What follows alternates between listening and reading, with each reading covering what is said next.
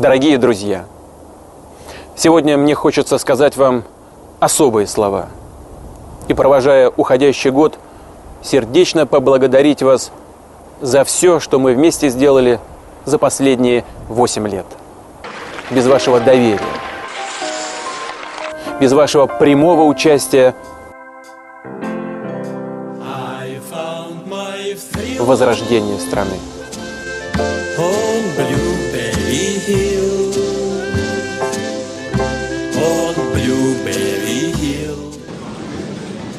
Mesdames et messieurs, je vous demande de bien vouloir excuser mon retard, qui est dû à la longueur du dialogue que je viens d'avoir avec M. Poutine. Qu'est-ce que vous préférez, que je réponde aux questions? Alors, y a-t-il des questions? Ici. Oui, oui.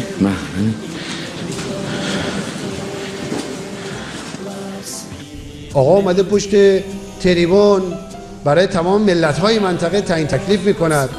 مردم سوریه باید این کار را بکنند، مردم مصر باید این کار را بکنند، دولت سوریه این کار را بکند، دولت مصر این کار را بکند، دولت ایران، بحرین، یمن، لیبی.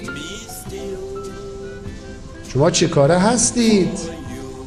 کی به شما اجازه داده در امور دنیا دخالت کنید؟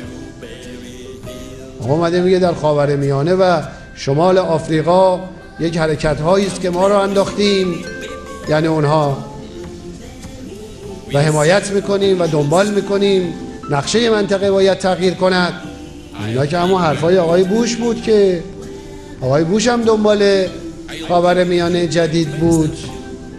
ثم بعد ذلك نتابع بحث باقي القضايا، القدس واللاجئين والمياه وغيرها من القضايا، والتي بنيت على الفعل لا القول، على المضمون لا الشكل، هي التي بنت الثقة التي شعرت بكبرها وأهميتها خلال اللقاءات الشعبية التي عقدتها مؤخرا، والتي وإن كانت مع مجموعات قليلة العدد قياسا إلى مجمل الشعب السوري الكبير، إلا أنها جسدت بشكل واضح عظمة هذا الشعب الذي ينضح وعيا وطنيا وطيبة وذكاء وإباء.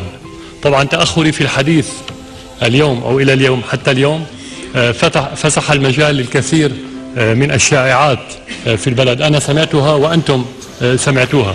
الشائعات ليست مهمة، الأهم بالنسبة لي كان الزمن، هذا الزمن كان ضروري. كل يوم كانت الأحداث تأتي بمعلومات جديدة، وكل لقاء بيني وبين المواطنين مع الوفود الشعبية الكثيرة والعديدة التي التقيت بها كان يأتي بمزيد من المعلومات.